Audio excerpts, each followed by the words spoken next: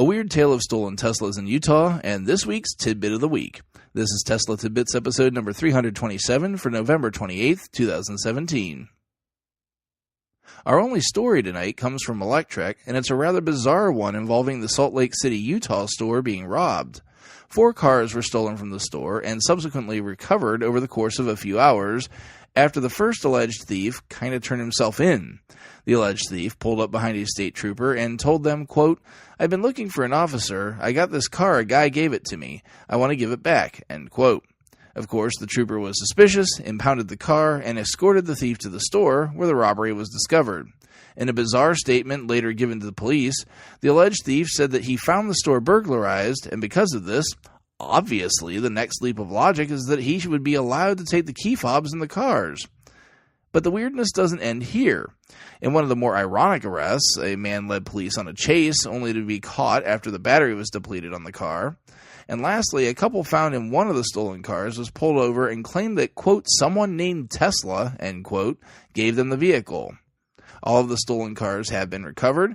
However, the police department is still trying to figure out what in the world exactly happened here. The spokesperson for the department said, quote, "We're still trying to sort this out.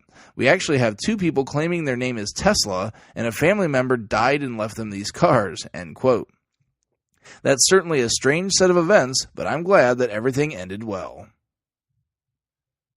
Lastly tonight, I teased this week's Tidbit of the Week on Twitter last week with a couple of screenshots. Some folks figured out the tip had to do with scheduled charging, but nobody called out exactly what I'm trying to show. In case you're unaware, Tesla gives you the ability to tell the car when it's supposed to begin charging. This is extremely useful in situations where you have off-peak electric rates, which are considerably cheaper than standard electric rates. But that's not all it's good for. If you live in an area like me that has no time-of-day discounts for electricity, you still have 2 very good reasons to use the scheduled charging capability of the car. First and foremost, lithium-ion batteries don't like to be fully charged for extended periods. While none of us should be generally charging to 100% every day, if you're like me and paranoid about your battery life, even 90% somewhat concerns you. This is where scheduled charging comes in. If you know your rate of charge when you park your car, you can do some quick math to figure out how much time it will take to recover your charge and when you're leaving, and suddenly your car doesn't have to sit for a long time even at 90% charge. For me today, I had a simple math equation to work out. I parked with 89 miles remaining, and I know a 90% charge for me puts the car at roughly 240 miles.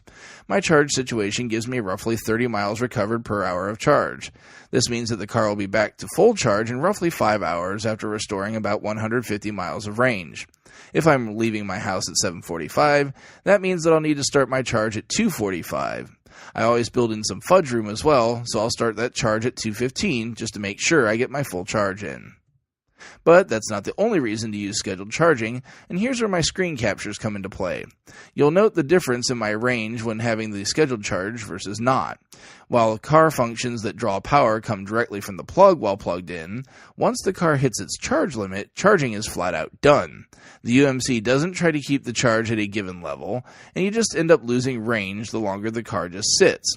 So if you're a true efficiency nut, or slightly OCD like I am, setting the scheduled charge ensures a few extra miles of power when it's set.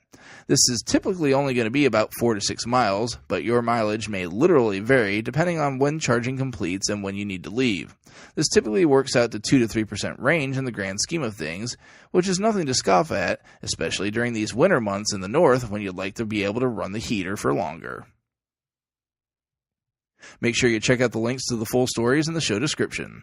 While you're at it, check out the Patreon at patreon.com/Tesla Tidbits. Thanks as always to all of my super patrons for supporting the show at the $10 plus level. They are John Waltower, Drew Schuyler, John Waller, Mark and Sarah Thomas, Ryan Scarborough, Lee Sweet, William Henry Crew III, Dorian Steve Guberman, Bruno Quindici, John Rich, Joey Boots, and Rolf and Cheryl Waterhouse. Be sure to show your love on YouTube, iTunes, and other services across the internet, or use the show referral code ts.la/JON4602 if you're in the market for a new Tesla. It's good for free supercharging for the life of the vehicle. Also, make sure to check out my Extra Life donation page at bit.ly/TT-EL2017. That's TT and EL in caps.